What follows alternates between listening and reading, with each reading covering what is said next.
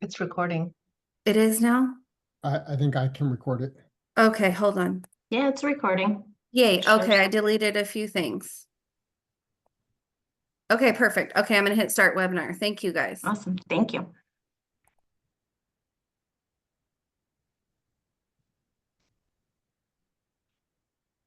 Welcome everybody to ACCA's webinar series. This webinar focuses on self-care, and the title of the webinar is How to Slow Down, which I think is so appropriate as we get close to the end of the semester. And this is a time of year where we're all going as fast as we can, trying to wrap things up, attending all the wonderful student events, but it's getting a little hectic. So I'm glad that you're here to try to slow down. I'm Sylvia Cornejo. I'm a proud administrator at Southwestern College. I'm also an ACCA board member and a team lead for our webinar series and our virtual office hours. Chris Gibson and Nan Ho, who you also see on the screen, are my colleagues in planning these webinars. And before we get started with the webinar, it is my pleasure to tell you a little bit about ACCA. Since this webinar is open to members and non-members, we want to make sure that those of you who may not know a lot about ACCA learn a little bit and consider joining the organization. ACCA, for those of you who may not know, is a member-owned, member-driven, and member-supported nonprofit organization completely dedicating to supporting administrators in California community colleges. There's a wide range of benefits to the membership, and they range from professional liability insurance, free phone consultation with attorneys and discounted legal fees, excellent networking opportunities. That's one of my favorite ACCA perks. And of course, a fantastic professional development program. Our programs range from this 1-hour webinar and virtual office hours to a multi-day conference in February, and programs that range from year-long programs to couple days programs. Alex, who is our backbone in the organization and in our PD programs, will be dropping our calendar in the chat, so make sure to access it. But also feel free to look at our website, acca.org. I do want to highlight 3 programs that are coming up. Our Great Deans program and our Admin 101 programs, which launch in the summer. The applications are now open and are closing on May 30th. And our Social Justice and Career Advancement Institute applications open today. So take a look. Those are fantastic programs, and they really address the needs of folks in different points in their administration career. So if you're not yet a member, again, go to the website. But now it is my pleasure to get our webinar started. Our fantastic colleagues and presenters, Chris and Sharday, will introduce themselves and take the webinar from here. Thank you all and enjoy. Good afternoon, everyone. Thank you so much for your time, and thank you so much for being here. I'm going to go ahead and share my screen with you all. Just give me one moment.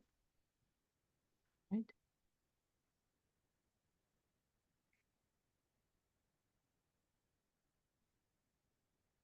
One second, sorry about that. Share my screen.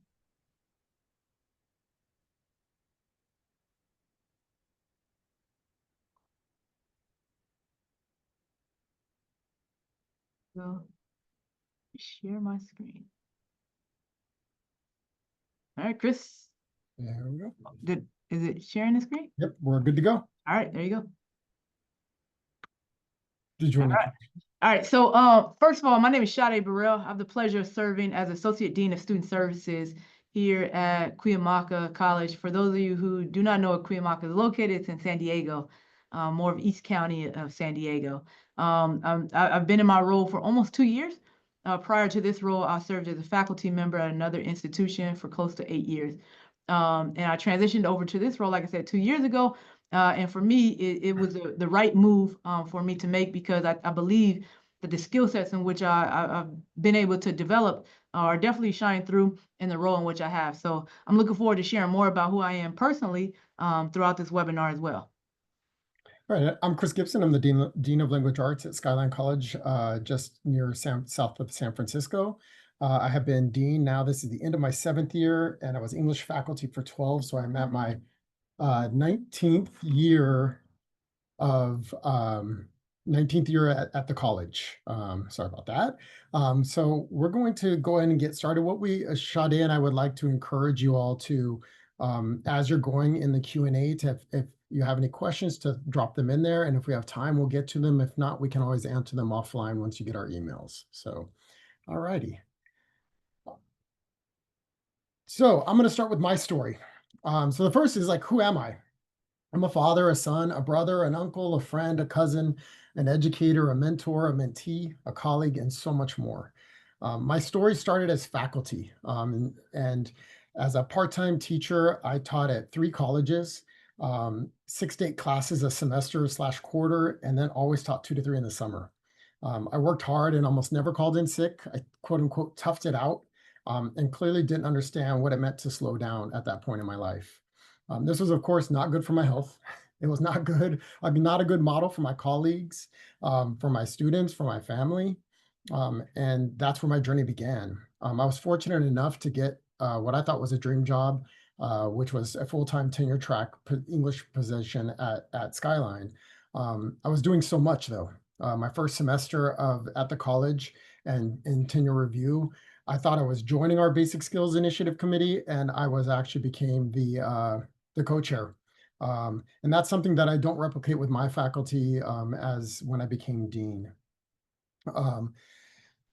I was on multiple committees. My name would come up regularly and folks would approach me and say, hey, we'd love you to help us with this. And it was hard to say no.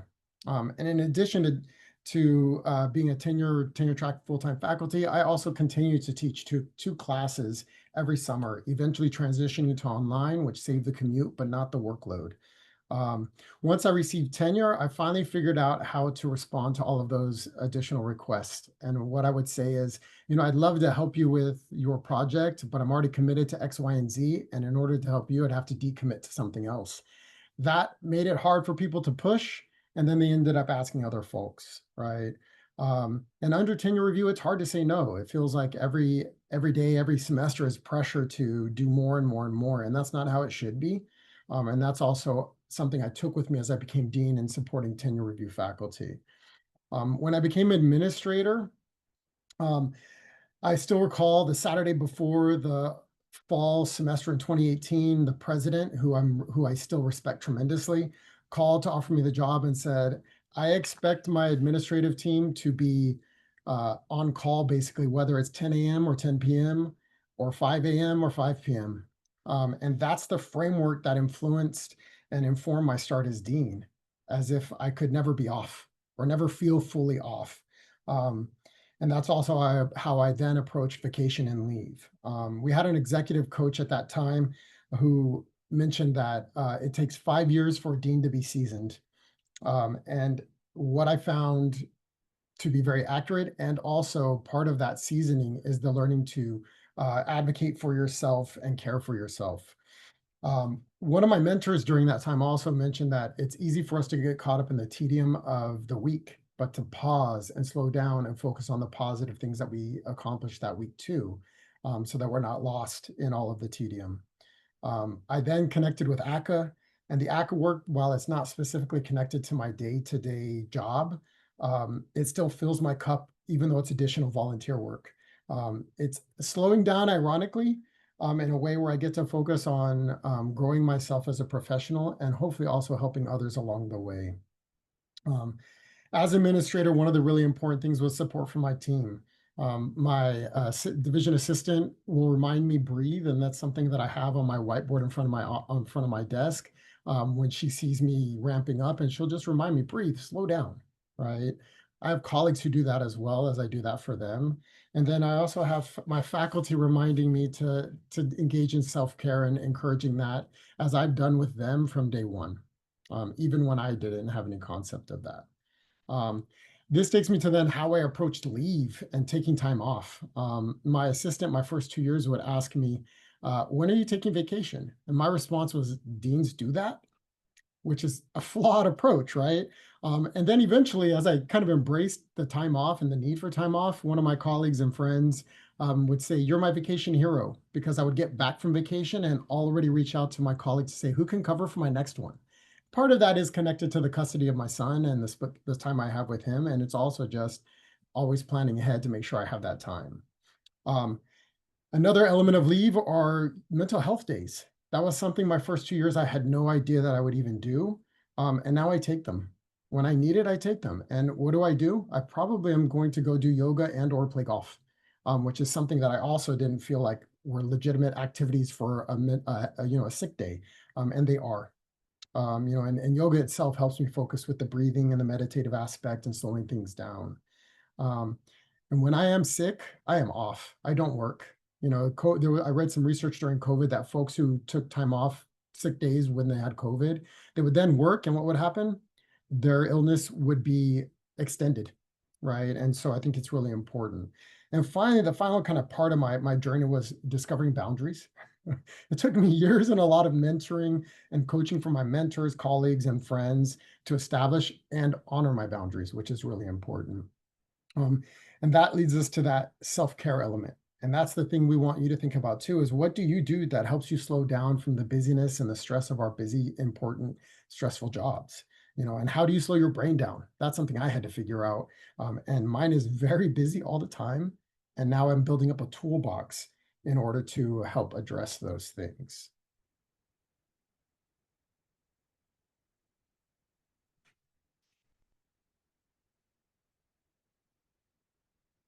You're muted, Sade. Oh, thank you. Thank you, but I had a whole story going for y'all. Y'all missed it. But my story is actually a little bit of the opposite of Chris when it comes to being an administrator and how I was introduced to actually going from faculty to administration. So one of the things I try to do is I try to edify individuals who have played a role in my life as far as my professional life and my personal life. And I think one of the person I always will try to uplift and edify in any space that I'm in, who encouraged me to actually take this route, not necessarily by words, but through their action. Leticia Diaz, who was actually the Dean of Equity over at San Diego Mesa College, watching her and the impact that she had on me as a supervisor really inspired me to want to be what she was to me to other individuals. And so when I was introduced to being an administrator, I actually took all my days. As soon as my 6 months was up, I had something planned, right? Now, when I came into the role, I let them know that, hey, these are dedicated days that I've already had set up prior to being in this role. But the one thing that I can guarantee is that whatever needs to get done, it's going to get done, right? And that's when I began to learn how to manage my time so I can get things appropriately done in a time frame where I wasn't working to a point where I was over working myself, right? And so I every year I leave the country. Something I've always been big on. Next month I'll be in Thailand, Vietnam, and South Korea. That's something I'm really big on. And now in the culture that I'm in right now, they always ask, "Oh, where are you going this year, Sade?" Because the way that being an administrator was introduced to me, it was an example in which I was able to follow, right? And it looked different, but somehow I still experienced some level of burnout. I still was in a place that was unhealthy for me. And I began to see the effects of it in my physical body, right? And I think all of us can hear my story and Chris's story, and we can find ourselves in it some way, somehow. But the hope is that we're able to provide you with not only just tips and things like that, but actual real life resolutions that we could take outside of it. And so we're gonna get right into it right now. Let me first set this up where it's two different types of stress. You have acute stress and you have chronic stress, right? Right, acute, it's short term.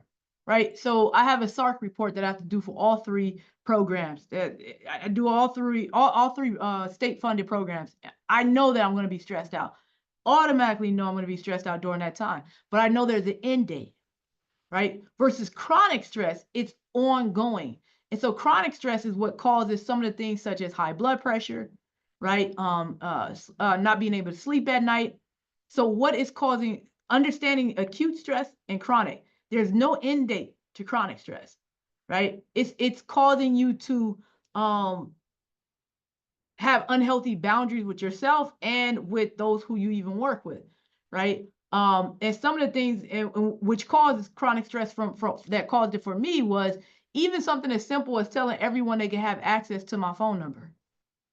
Like that began to cause, because then I started getting text messages at 9, 10, 11 o'clock at night. And depending on your role, depends on whether or not that's appropriate. In the role in which I have, it was not appropriate. Or making ourselves so available that it begins to, like, our phone is no longer a pleasure. It's like, it's always something work related, right? Versus acute, I know that, okay, I have to be on my phone during this time because it's very important that we get this done.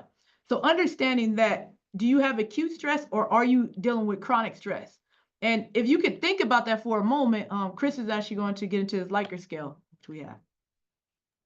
Yeah, so we want you to just take a moment and look at this Likert scale, right? The -5 is that maximum stress, that feeling completely overwhelmed, to the moderate in the middle, to, of course, the no stress, the feeling relaxed and composed, which I'm sure is all of our goals in life. And we always find ourselves, there's a spectrum, right, where we find ourselves on these. So what we're asking for all of you right now is to just take a moment, kind of identify where you generally think you fall on this Likert scale. And so my part that I'm going to focus on is really about taking care of our whole selves to find work-life harmony. And this is really for those folks who are generally in the 2 to 5. And the question I always ask myself is, how do we slow down and care for our whole selves, both personal and professionally? One of the things one of the important concepts you see here is work-life harmony, and that I got from my colleague and friend Jesse Lee, because as he said, we never really have balance where it's like 50% work, 50% personal, but we can't find that, but we can't find harmony, right? And that took me over 4 years as a dean to kind of figure out. It requires us to find the harmony in both areas of our lives, which is why I have the 2 pictures, one personal, one professional, right? 2 different entities and 2 different ways I look and show up in the world. And in order to find, once we find this harmony, that allows us to be our best and most authentic selves in both areas, right? And so the strategies and content I'm going to cover in the next couple of slides really focuses on how do we maintain and manage our stress on a regular, ongoing basis so that we avoid going into that feeling overwhelmed area, right? So let's get into it. So the next thing is personal harmony for your holistic well-being. And again, while balance might be unrealistic, harmony is absolutely achievable. Establishing and nurturing this harmony requires effort into our best personal selves, and it is effort, right?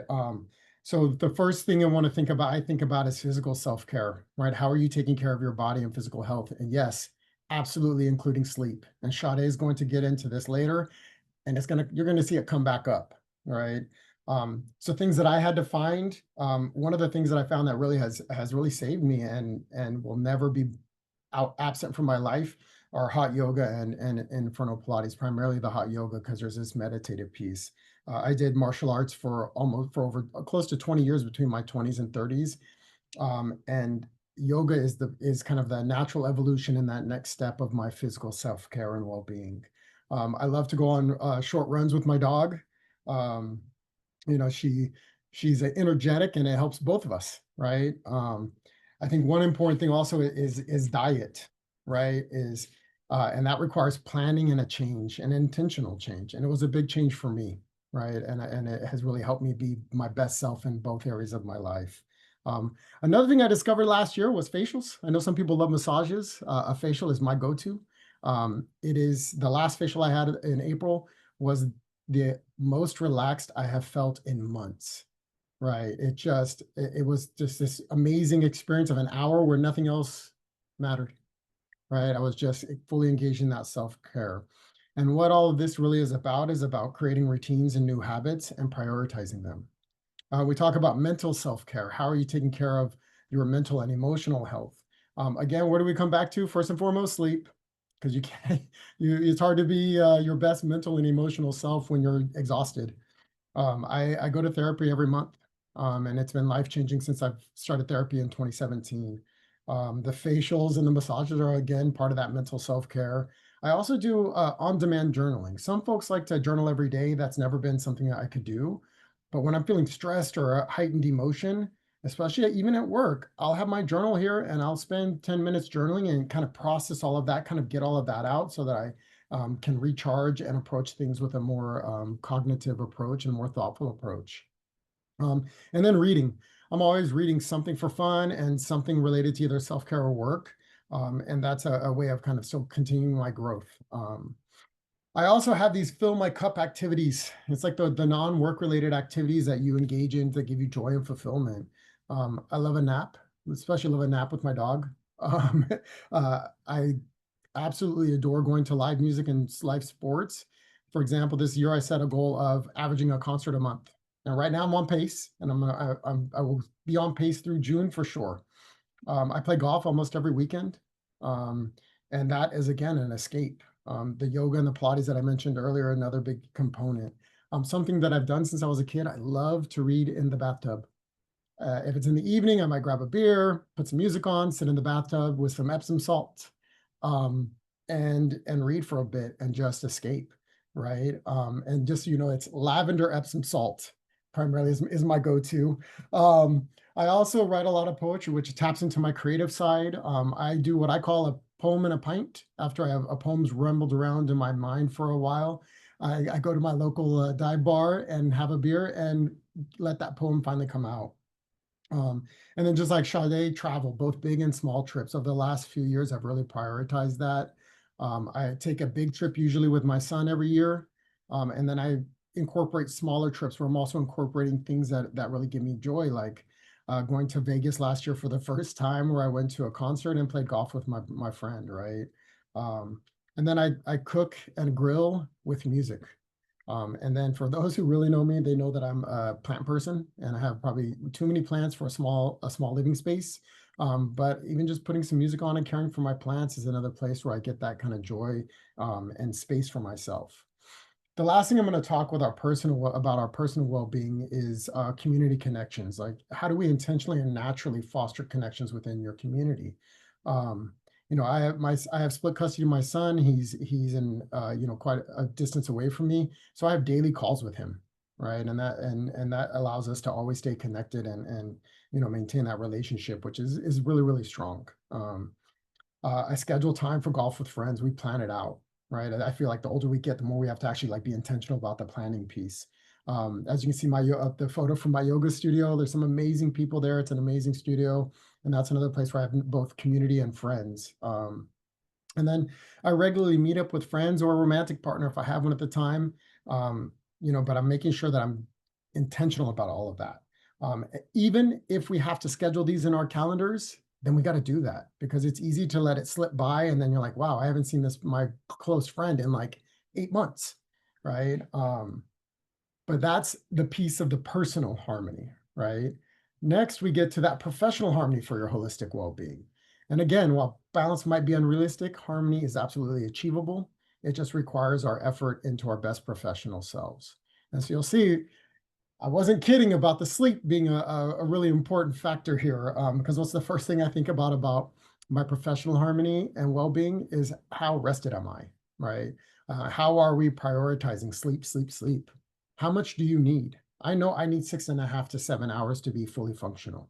8 almost makes me feel like I had a little too much, but I figured that out, right?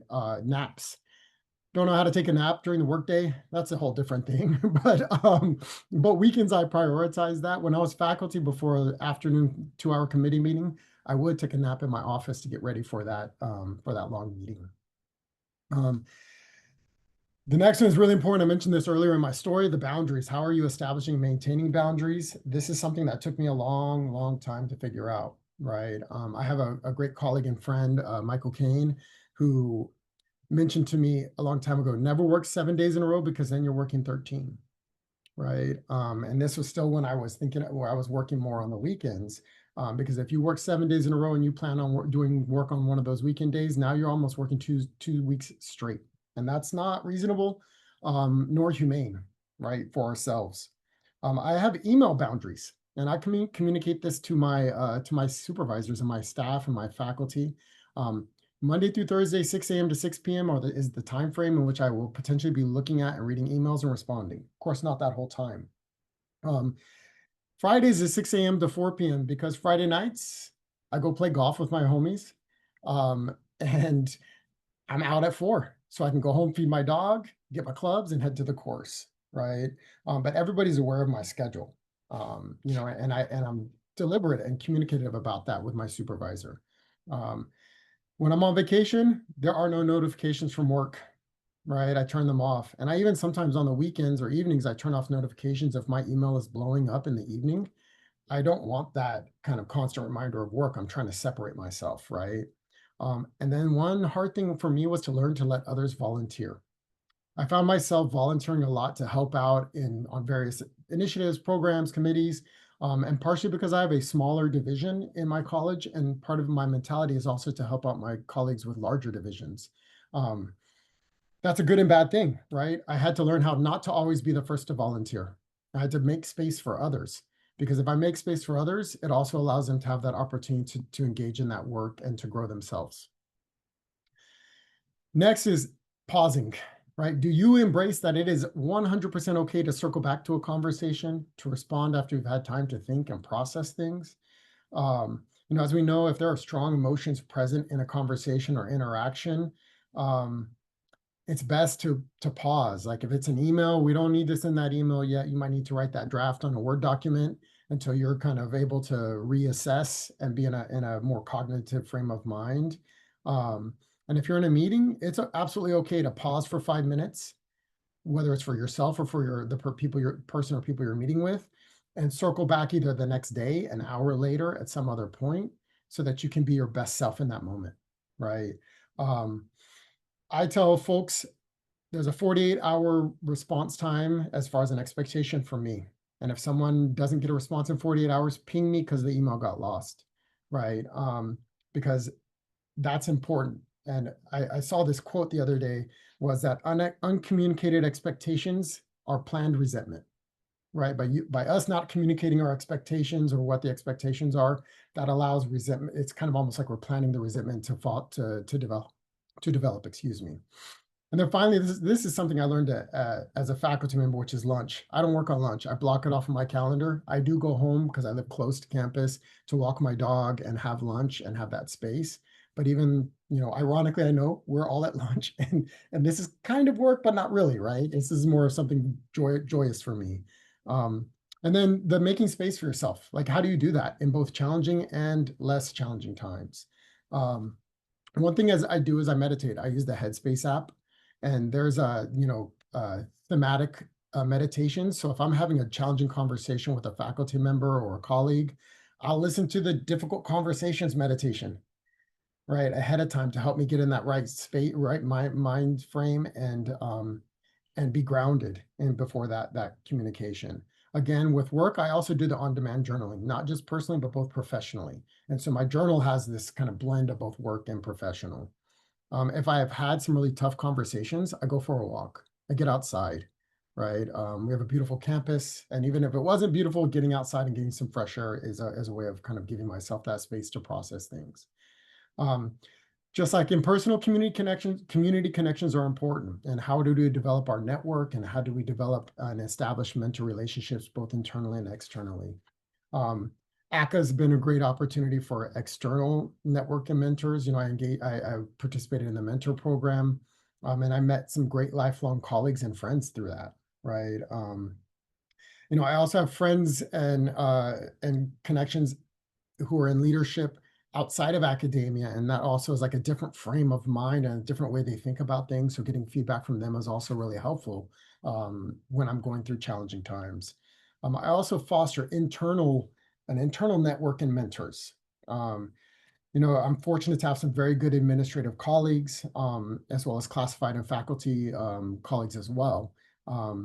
I do in-person visits whenever possible. I go see people in person rather than just sending an email or calling on the phone because it helps maintain and foster those relationships. Our bookstore manager joked a couple months ago that he pulled a Chris because he actually got up out of his desk and walked to go see someone in person to talk to them, right? And I think that that's just a way for me, like with A&R, I know all of the folks who are working behind the A&R desk because I go take forms to them personally to meet them and to can maintain those connections. I also think it's important for us to mentor others. I mentor folks both inside and outside of my division, which helps them and also helps me learn from them, right? And so that also, as an administrator, we know relationships are one of the most important things in what we do. And by maintaining those personal interactions with folks and showing them that I care about their well-being, it allows us to do what we need to do for the benefit of our students.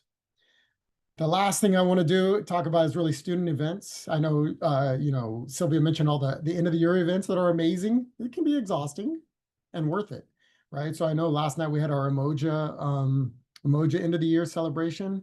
And so I was here from basically 8:30 to 8:30 last night outside of my lunch and dog walk.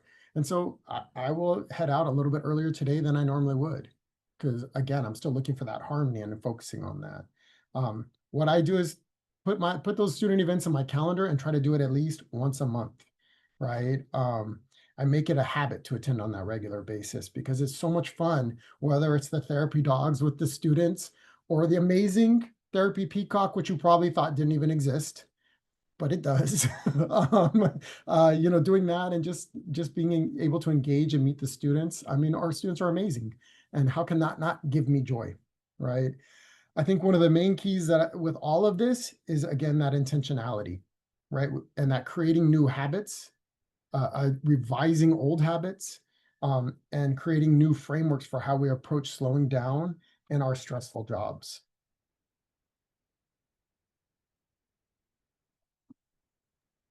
All right, thank you, Chris. And now this next half of the presentation is actually going to be for those of you who have answered -5 to 1.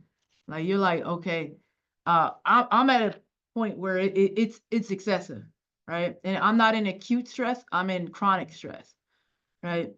And that's where I was at. And the reason why I'm speaking about this is because by the time when I became an administrator, it got to this point. And I believe that prior to being an administrator, it was already there. It was more obvious as I became an administrator. But the one thing about chronic stress is that you cannot manage it. You absolutely must get rid of it. There's no negotiating. You absolutely cannot read your way out of chronic stress. You cannot even meditate yourself out of chronic stress. It's just by the time it's at chronic stress, it's either you're going to stop or you're going to cause harm to yourself, right? And so if you feel as if this is where you're at, then this section of the presentation is really geared towards you, right? So we talked about sleep hygiene. That is me. Shout out to Andy for taking that picture right after we were leaving the ACA conference, and I was dead tired. So it was me sleep at the airport. And as Chris mentioned, sleep hygiene is the #1 thing in which we have to focus on, right? So there's actually you can see here on the left-hand side, it says sleep stages. That's actually from, I wear the Oura Ring. I got a bunch of gadgets on me. I'm like a walking computer at this point in my life. And I'll tell you why. So that's the Oura Ring for that night. And then I also have the Whoop. And of course, I got my Apple Watch. If you look closely in that picture, you can see all 3 gadgets on me: the Whoop, the Apple, plus the Oura Ring. And why did it get to this point? Because I got so desperate to get rid of this chronic stress that I had. And it's a few ways you can try to get rid of chronic stress, but before I get to the one in which people are like, what? Why would you say that, Sade? I want to first talk about the sleep hygiene. What I realized is that when I was in my doctoral program, I woke up at 4 a.m. and I would write from 4:30 a.m. to 6:30 a.m. every day from Sunday until Saturday. No. From Monday until Saturday. And then on Sunday, I would write from 4:30 a.m. to 4:30 p.m. I finished my doctoral program a year early because I was on this schedule. And the schedule worked well. The challenge is that I dealt with it. I didn't want to write anything else after I finished my dissertation. And I started wondering why was I being impacted like this? I enjoyed the research. It's because when I went back to not having to write every morning, my sleep patterns had gotten so off. People always say, oh, you wake up at 4:30 in the morning. It doesn't matter what time you wake up. What matters is the time you go to bed. So if I was going to bed at midnight, that was impacting my sleep. And so I realized I need to keep a consistent sleep schedule. In fact, today, on the Whoop, my sleep score today is actually 73% out of 100. So that's like a low C. And so I started looking to why is it at a C right now? I went to bed at a decent time, but then I also watched one of my Ratchet reality shows, which I enjoy. That's what I do for pleasure. I watch my reality shows because it makes me feel good about my life.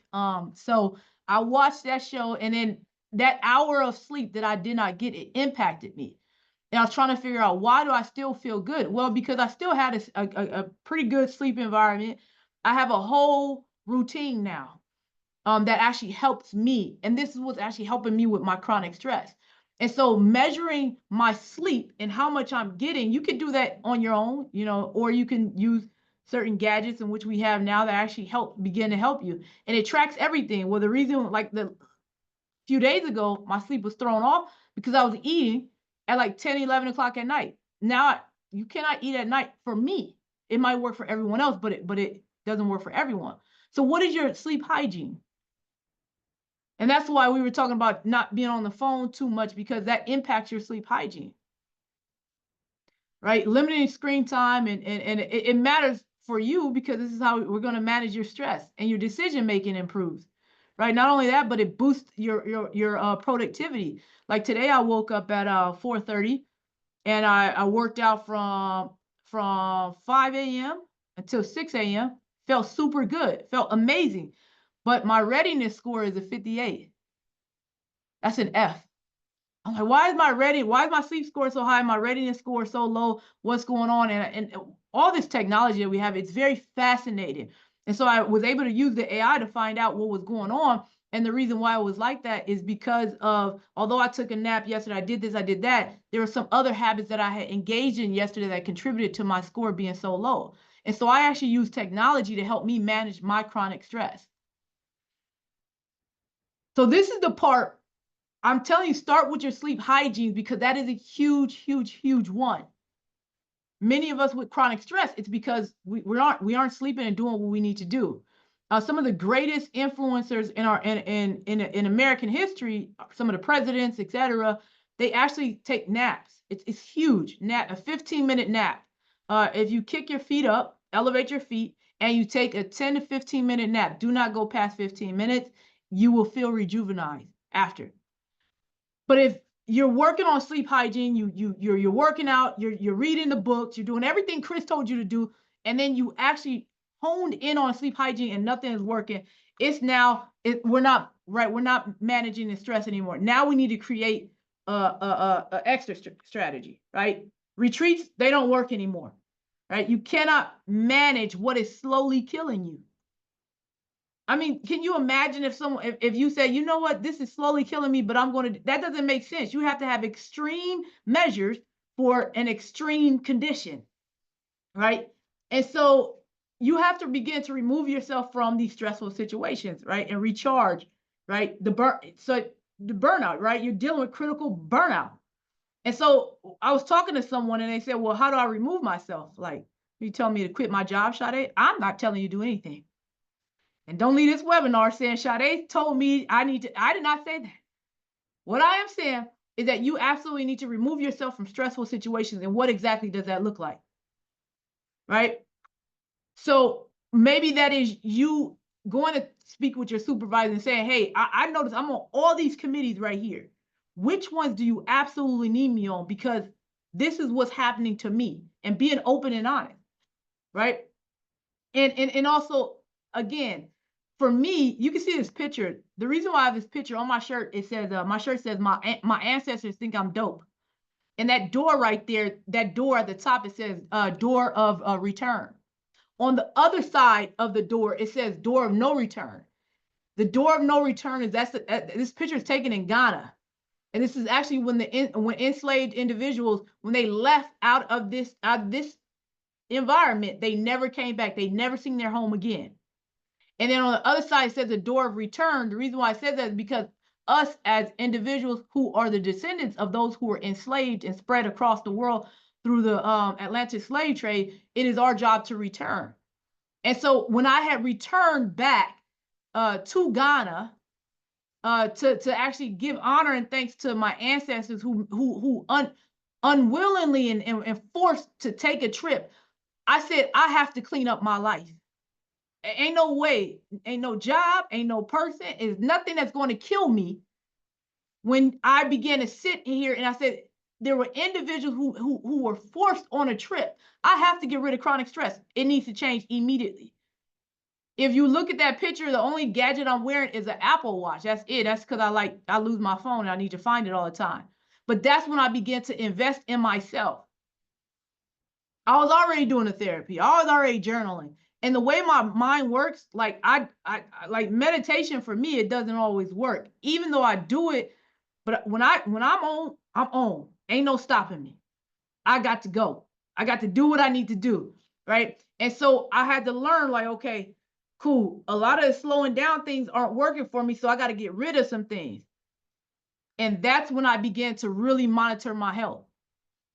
I began going to my doctors. Like I think it was every 2 weeks I was having to go to the doctor so that they can check on certain things and make sure that I was okay. And I had to advocate for myself because they would say, no, it was nothing wrong. I'm like, no, something wrong. I could feel it. Something wrong. Advocating for myself. And then they began to work with me.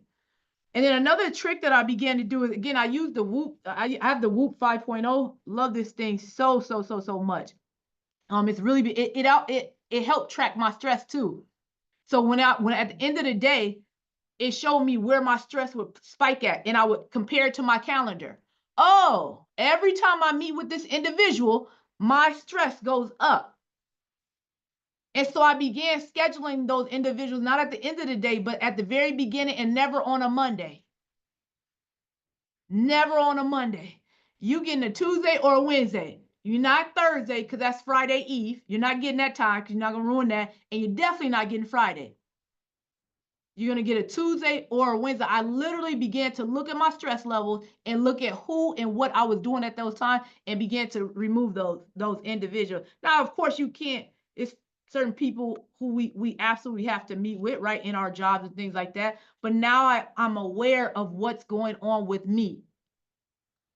So that's how I created my exit strategy. Now, some of you need to take a look at what your exit strategy is going to be. Another way to create an exit strategy is actually finding your Ikigai.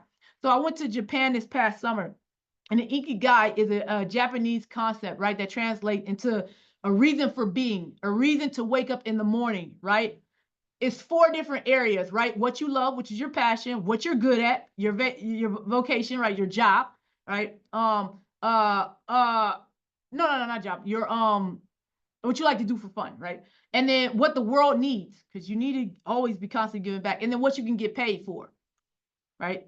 Because you need to get paid, because that causes chronic stress as well, right? So when you look at these 4 things, and you look at everything, when you begin to understand who you are as a person.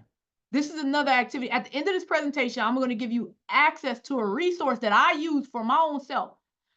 It's a tool in which I had to sit down with Sade and discover who Sade is. What are my values? What happened in my life? There are certain people that will trigger me at work, at home, etc. And I'm like, why do these people trigger me? And it's the document that I'm going to give you all access to. You're literally supposed to go in there, put from when you were born all the way to your age right now, and you put events that happen in your life and you score them. Okay, this was a 5, this was a 10, this was a whatever. And then at the end, it's going to spit out a score, and it shows you like from 1 to age 25, overall, you get a 7. From 20 to 35, you get an 8. And the reason why it's important to do this, one is it forces you to go back into your history. So you get to know yourself and then also force you to have conversations with people who, like your parents or a sister, a sibling or something like that. And so it engages, like, remember, like I forgot when I was younger that I went to a doctor and the doctor said, "Oh, yeah, I remember you broke this." But I said I never broke no bones or anything like that. And I forgot that when I was younger, I actually had fell off a roof and my family had sued. And I completely forgot about that. And my family reminded me of like, "Oh yeah, remember this happened and this particular thing happened." I said, "Oh, this is probably why I feel this way about these buildings." And so it forced me to get to know who I was, forced me to get to know my fears, my likes, my dislikes, etc. And so we're going to give you that tool at the end of this presentation so that you can get to know who you are and what you need so that you can move past chronic stress.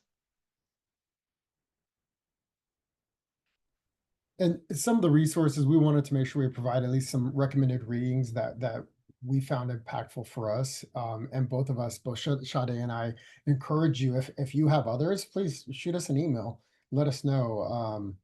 You know, I think for me, one of the ones that really helped me think about the connection to technology for work was deep work. One of our journalism professor recommended that to me, and it really made me think about when I have important tasks to do, how does the technology, the email, all these other things potentially impact us? One that's not on here that I literally just started reading this week is called Let Them by Mel Robbins. I highly recommend that. I'm only, I think, about three or four chapters in, but it's really about how we accept what we can control and can't control. And just when people are doing things that we know they shouldn't be doing, that we would hope they know they shouldn't be doing, we just let them, right? It doesn't mean there's no accountability. It just means we just let them. Why are we going to allow that to heighten our stress when it's not something that we can control, right? And so that's the flip side of what she says is let me. But and then Jay Shetty, I haven't read that yet. That was one of Sade's picks, but I've heard a lot of interviews with him, you know, on how we approach the world around us, right? But we definitely recommend these texts, as well as, like, if there's any that you have, like I said, please shoot Sade and or me an email, and we'll be happy to add that to our reading list. Yeah, in the last book, Unself, Transform Your Life by Letting Go of Who You're Not, that book right there, again, that's for the ones who are dealing with that chronic stress. The whole understanding of it's a framework that's used called Grace and Heart. And that actually begins to actually help you focus on who you are as a person too. Many of us deal with chronic stress at any level of stress because we truly do not know who we are, right? And even with this book, like, for example, one of the examples in the book was, like, let's say you're a parent and you know you have teenagers and you're yelling at your teenagers. Instead of accepting the yelling at the teenagers, you say, "Hey, I don't even yell. Why am I yelling?" It forces you to reimagine who you are as a person, right? So if you're at work, you're like, "Hey, I'm not a person who easily becomes stressed. Why am I stressed out?" There are techniques in that book to give you to help you manage that. And then there's a picture of the Whoop. That's the old one. I just got the new one yesterday. And then if you want, you can take a little what do you call it, QR thing. Yeah, do the little QR thing. And that, now here's the thing, when you access this document, you have to download it yourself on your Gmail, whatever it is. So you have to save a copy. Do not send me a request asking for access to it. You have to scan it and then save a copy to your own. And then that is your personal document for you to work on. I actually use the same document for my doctoral students because they're in a doctoral program so that they can become education leaders, you know, leaders in higher education. And my fear with educators and those who are in leadership position is, again, you don't know who you are. So how can you lead other people? Some of the best leaders I've ever met, they know exactly who they are, or they're in the process of discovering who they are. And when you know who you are, you trust who you are, and you make decisions based on your values, and you make decisions based on that are going to actually help you and those who are around you. And so this is some of the chronic stress. I'll leave it up there a little bit. But if you have any questions after, I have no problem answering. And then we're gonna open up. We got a few more minutes. We have a few things in the chat, so we're gonna open it up for if you want to put some questions inside the chat, and also here's our contact information. Funny thing is, when we were giving our contact information, I told Chris, I said, I'm not putting my work email at all, because I get way too many emails and on my work email, and I'm more inclined to answer my personal than my work. So please, if you have any questions, email me on my personal. I gave my work because I have a very archaic personal email that both Sade and I laughed quite a bit about. So but feel free to email my work email. And then Sade, I think the QR code is asking for permission for that document. No, okay. No, I'll fix it. I'll fix it. Okay. Don't worry. I'll fix it. But you should be able to download it. It might not. Okay. Yeah, if there's any questions, we still have some time. If there's anything that folks in the audience would like to ask.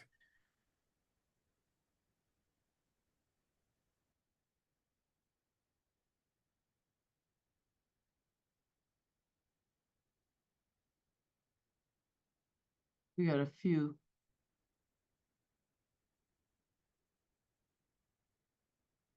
Okay, so I guess I could take time to kind of explain how to spread.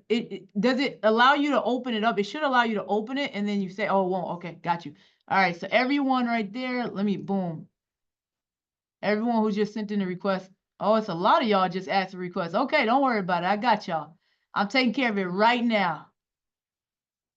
And then Nan asked about how our personal scale changed. Did you? I don't know if Sade, you wanted to lead off with that, or how my personal skill changed? Yeah, you're on the Likert scale. Oh yeah. Oh, for me, okay. So I had chronic stress at first. I mean, it was really to a point where it was unsafe, and it wasn't healthy for me. It wasn't healthy for my children. And that's who was being impacted the most, because I love what I do, but I was being impacted. And I would say that I went for like a negative. I'm right up there. I'm doing very, very well, right? I'm at a point now where actually I can read a book, right? I'm not necessarily in the chronic stress stage anymore. I've gotten rid of all of that. And the big thing for me too is I have a group of professionals who I call like my day ones. They are the people who I can go to and talk to about everything. And it's like, I don't have to watch how I talk about certain things. Like, I'm free to talk how I want without judgment, and knowing that they're not going to go and tell everyone you won't believe. No. I need that. In fact, I was on the phone with someone in my circle at 6 o'clock in the morning, because they know we wake up early. We up 6 o'clock in the morning, I was almost late for work, dying laughing. And then the person called me during a lunch break. We dying laughing all throughout the day. About a year ago, I was never doing that. Yeah, I would say for me, I think I was probably approaching like -1, -2 at least, in the early parts of my career as dean. And like I said, even just the initial job offer for the interim position created this framework that wasn't realistic or sustainable. And that's saying in light of the fact that I still respect that president tremendously. That president was a tremendous leader, and really helped me grow as a professional. I mean, heck, she got us an executive coach because we had quite a few new deans. But I would say I was probably around 1 or 2, and if I hadn't started making adjustments, and really focusing on maximizing my time off, and taking time off, right? I probably would have been at 5 without much more time passing. But because I've learned to, take care of myself, I will say this: when I retire, I'm not going to have a bunch of vacation hours to cash out on. My goal is to have 0 vacation hours to cash out on. That I'll have plenty of sick leave, because I got like 700 something hours of sick leave already. Primarily because when I was a faculty, I didn't take care of myself, and I thought, oh, I'll just go teach, and then I'll go home. And so short-sighted because I was also exposing all my students and colleagues to whatever it is I had, because there was no masks at that time. And theoretically COVID changed that for folks, but I'm sure we all see folks that we work with coming to work sick still. And I tell faculty, I was like, why are you here? I was like, I have complete faith in our faculty that they can figure out how to adjust their schedule to get caught up with the students so they can go take care of themselves. And it was ironic when I first started that I was preaching self-care to all my faculty, but I wasn't adhering to that very well. And so over time it was that place where I had to live what I was professing.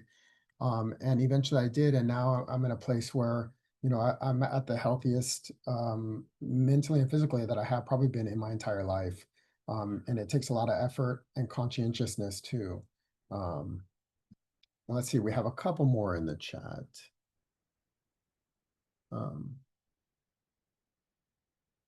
Yeah, I know, Tanya, appreciated your comment, Sade, on if you don't know who you are, how are you going to lead others? Yeah, very, very powerful. Like I said, I think for both Sade and I, reach out to us if you have questions or want to, connect. I'm always happy to make myself available so that we can support all of us who are doing really great work, great important work. I think sometimes as administrators we get treated certain ways, but the reality is that we're all here for one purpose, and that's to help our students achieve their goals. And so I think it's important for us to lean on each other and have that ability and feel that comfort, right? If you're worried about bothering, I will speak for myself, bothering me or bothering Sade, we put our emails up there so that we can actually be a resource for you too. Yeah, but I'm going on vacation. I purposely leave the country so nobody could contact me, because my district don't allow us to check emails outside of the country. So get to me before June 26th, okay? All right. That's the end of our presentation. We Yeah. appreciate y'all. Yeah, thank you so much. And just to let everyone know, there's going to be a survey for the presentation for the webinar. We'd love to get your feedback as part of the webinar planning team. We really value our participants' feedback so we can continue to work and create content that is meaningful for you all. And yes, I second Sade. I can answer emails at work or work emails from another country. You'll just get the out of office email. I won't be checking them. So, Alex, do we have the QR code? I did. I dropped the QR code in the Okay. chat for the survey. So if you click on that, you can access it right now. I'll send an email with some nuggets that I wrote down from this amazing webinar from both of our presenters, as well as some recording details on how you can access this recording, and a survey link. So thank you to both of you for spending this time with us. Thank you for everybody for joining and supporting ACCA. Have a very wonderful day. Thank you all.